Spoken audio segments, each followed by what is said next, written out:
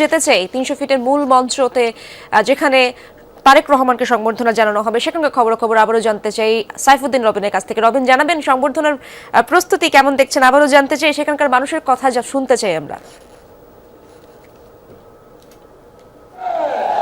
সংবর্ধনার জন্য প্রস্তুত কিংবা জনগণের কাছে কৃতজ্ঞতা প্রকাশ করবেন বিএনপির ভারপ্রাপ্ত চেয়ারম্যান তারেক রহমান, সেই আয়োজনের জন্য প্রস্তুত। আমরা একটু স্লোগানটা একটু শুনে নিই আগে।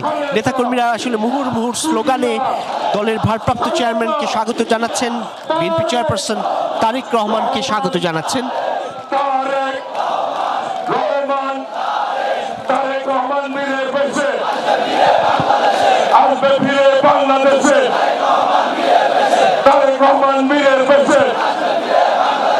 স্বাধীনতার ঘোষক দিয়া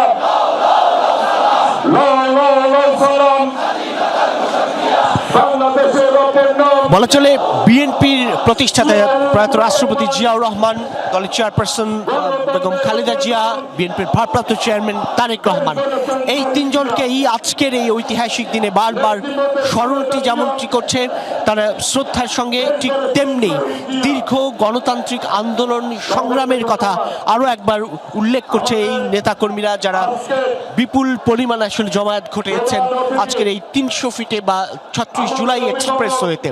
৩০০ ফিট প্রশস্ত যে সড়ক, সেই সড়কের সার্ভিস লেন যেটি রয়েছে, সেই সার্ভিস লেনে আসলে এই মঞ্চটি তৈরি করা হয়েছে, যে মঞ্চে মূলত বিএনপি এটিকে সংবর্ধনা বলছে না, তারা বলছে এই মঞ্চে জনগণের কাছে কৃতজ্ঞতা প্রকাশ করবেন ১৭ বছরের নির্বাসিত জীবন শেষে দেশে ফেরা বিএনপির ভারপ্রাপ্ত চেয়ারম্যান তারেক রহমান।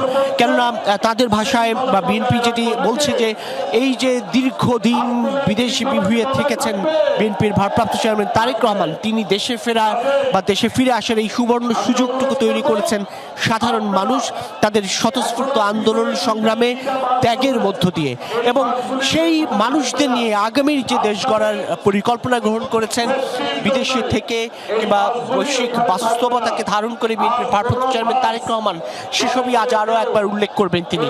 সেই সঙ্গে জনগণের কাছে এই কৃতজ্ঞতা প্রকাশের মধ্য দিয়ে তাদের পাশে থাকার কথাটি আরও একবার পুনর্ব্যক্ত করবেন, বলবেন সবার আগে আসলে বাংলাদেশ।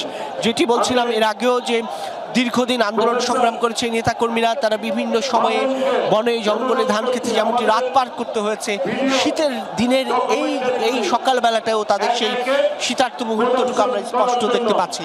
কারণ রাত্রি যাপন করেছেন এই ফুটপাতে, রাত্রি যাপন করেছেন এই খোলা জায়গায় প্রচণ্ড ঠান্ডার মধ্যে, এবং ভোর থেকে প্রচণ্ড কুয়াশার মধ্যে এই নেতাকর্মীরা উপস্থিত হয়ে আছেন কখন দলের ভারপ্রাপ্ত চেয়ারম্যান তারেক রহমান দেশের মাটিতে অবতরণ করবেন এবং এই ৩৬ জুলাই এক্সপ্রেসওয়ের এই সমাবেশস্থলে কিংবা এই জমায়েতের মধ্যে এসে উপস্থিত হবেন।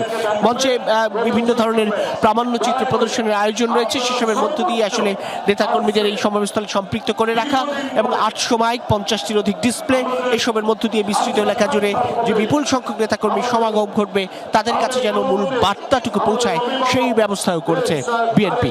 অপেক্ষায় কেবল দলের ভারপ্রাপ্ত চেয়ারম্যানের স্বদেশে পা দেয়ার। ধন্যবাদ রবিন।